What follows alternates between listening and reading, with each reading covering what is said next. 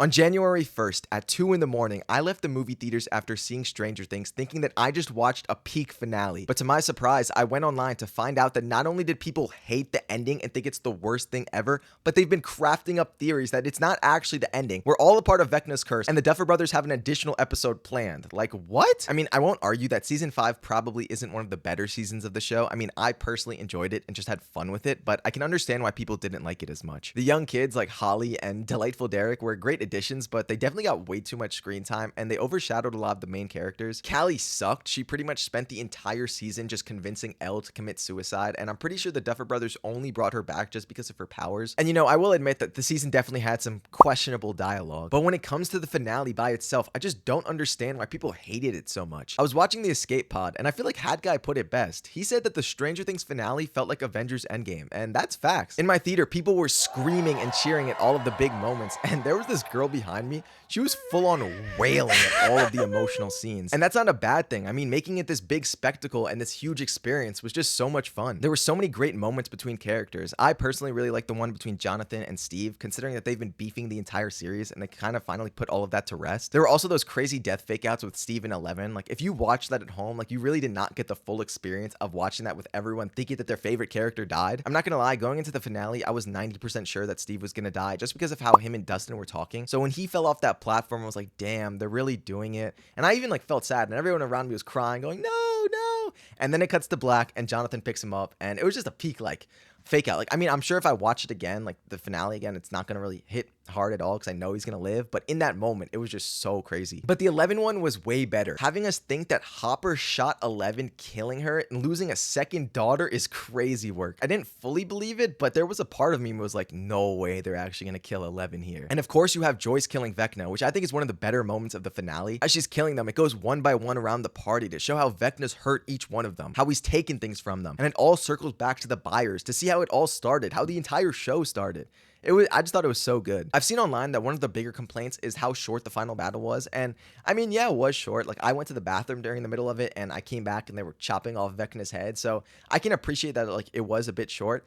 But at the end of the day, it's like, okay, they trade off a 15-minute CGI battle for a 6-minute one. Like, does it really matter that much? I would say, though, the biggest problem by far I've seen with the finale is just the amount of plot holes it has. And I'm not gonna lie, there are a lot of them. Okay, I wrote a bunch of them down, so just bear with me here. So, how did they scale the mountain so fast? Where were the demos in the bath in Dimension X? How come Will was not hurt more by the hive mind? How did Vecna not know the plan considering he tapped into Hopper's mind?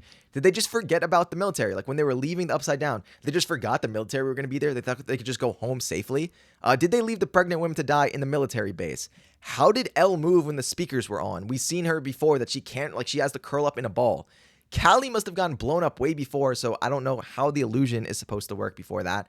And also, finally, why did the military just let them go at the end? Like, Nancy was full on mowing soldiers down. And they're just like, oh, you're free to go. Like, what? To be honest, this is going to sound super hypocritical considering that I have my own franchises that I hold to such a high standard, but who cares about this? Like, let's say they found a way to explain it where, like, Nancy held the diversion for like 20 minutes and then they had time to scale the mountain. Like, does it really matter?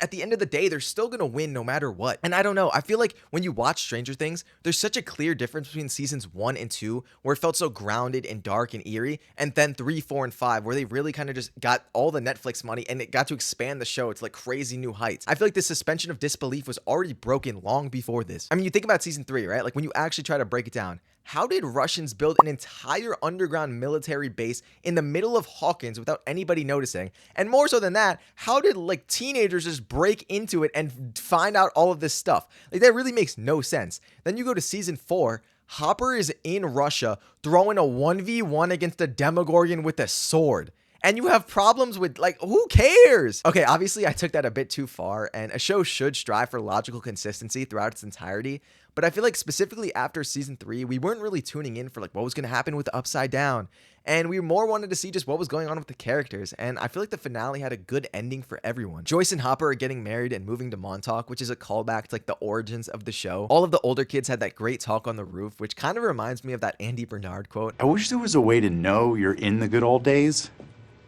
before you've actually left them. They're all in different places in their lives. I mean, Jonathan and Robin are in college, Nancy's pursuing her own career, and Steve's coaching baseball and gets to coach his little Nuggets. It's kind of bittersweet because while they can all acknowledge that they're happy, they just know that things will never be the same. I just want to stop here for a second. To be honest, I don't fully understand why they had Nancy and Jonathan break up at all. I know that real life shouldn't dictate how the story goes, but the actors have been dating for like 10 years in real life. And I saw a TikTok post, I don't know how accurate this is, but it said that also their stunt doubles are married in real life. So it's like, why wouldn't you just let them be together in the show? To be honest, when I was watching like their breakup scene, I did not even think it was a breakup scene. Like I was one of those people, maybe I'm just dumb and like media illiterate, but I was like, they're just like, it's kind of listing their flaws. I thought they were just getting together and like saying their love was stronger than before. I thought it was pretty romantic. Anyways, there was also the graduation scene, which was a bit over the top and probably a bit too corny for my taste. I understand why they did it like that. It was like a callback to what Eddie said he was going to do at graduation, like flip off the principal. But like realistically, if Dustin pulled up a shirt and said Hellfire, like he's getting murdered. Like isn't Hellfire supposed to be like considered a Satan like worshiping club in the Stranger Things universe? Like I don't know how they kind of just forgot about that, but again, like I don't really care too much about that. It was a fun scene and it brought smiles to a lot of people's faces, so I can't really complain about that. But I'm just really happy with how each of the party members' stories end. Lucas and Max are still together, which is great. Dustin's in college and he's still seeing Steve, which is pretty funny. Will's learned to accept himself and he's away from the party, but he's okay with that because he's making new relationships. And Mike is continuing his role as a dungeon master and writing stories. Obviously, the only person who didn't get like a good ending was 11, but I'm okay with that just because of how well they handled her death. The Purple Rain scene was literally perfect. You have Mike and Elle confessing how much they mean to one another, and Elle says, "You understood me from the day we met." And then that first note of Purple Rain hits and it cuts to Mike finding Elle in the rain all the way back from season 1 10 years ago. And we just do a greatest hits album of all of their best moments together.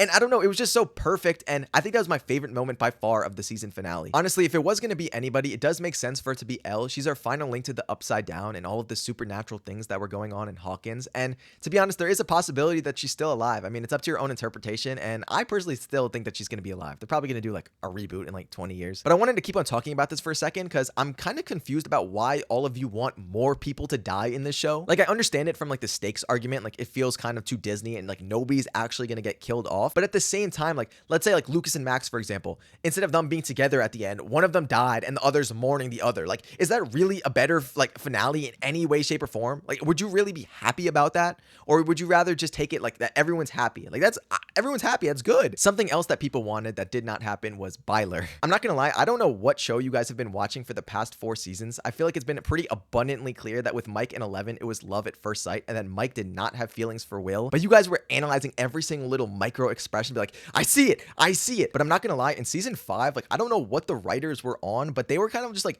dangling it in front of you guys. And I know the entire season you guys were like, I am not crazy. I am not crazy. I am not crazy. I am not crazy. Nah, they were actually taking the piss. Will goes, we're gonna be friends. And Mike goes, Fuck you mean friends? and then he waits for like 10 seconds. He goes, We're gonna be best friends. that was crazy on the writer's part. Again, I'm not arguing that it was literally a flawless finale. There were still things that I had problems with. Like, for example, I don't fully understand or like the idea of Dimension X. Like, I don't like it's a wormhole. I much preferred it when it was just the Upside Down, and we kind of had questions about that. Also, I don't really like how Joyce and Max were put on the back burner for most of the season and in the finale. And even though Jamie Bowers was like perfect as Vecna, I thought he did a great job in the role. I kind of wish we got more of his backstory. Like, we shouldn't have this many unanswered questions about The Rock and the scientist. Like, that really should have gotten answered in the finale. But even still, like, I just really loved the finale. I thought it was peak. Like, I don't think you could find a way to do the final scene better than they already did. In the basement where it all started, the party does one final D&D campaign, and Mike finally reveals his theory about what happened to 11. And all of them collectively say that they believe. It's a bit corny, but I don't know. It's a great moment. As they leave the basement, each one of them puts their binder on the shelf for the last time, and it's super emotional. Mike stays back and watch Holly and the next generation of kids start playing D&D. And he looks at them with this like really bittersweet face because, I mean, it's like he's kind of talking to us. It's been 10 years of our lives as we watched the show, like, and we've just watched it change and evolve, and we've changed and evolved. And he looks at them with this bittersweet face, but eventually he walks out the door and effectively closing the door on his and all of our childhoods. I know that by having this opinion, I'm in the minority, but I really don't care. Because when I left the theater that night, all I could think about is how much I loved that finale. Over the past 10 years, I've had such great memories with this show, and I kind of feel bad for people who just hate it so much, like how it ended, because it obviously meant so much to them. And I guess my advice to all of you guys would just be, don't take it as serious and just try to have fun with it. I mean, I know that's probably not what you want to hear. You probably want to kill the Duffer Brothers right now, but I mean, that's the truth.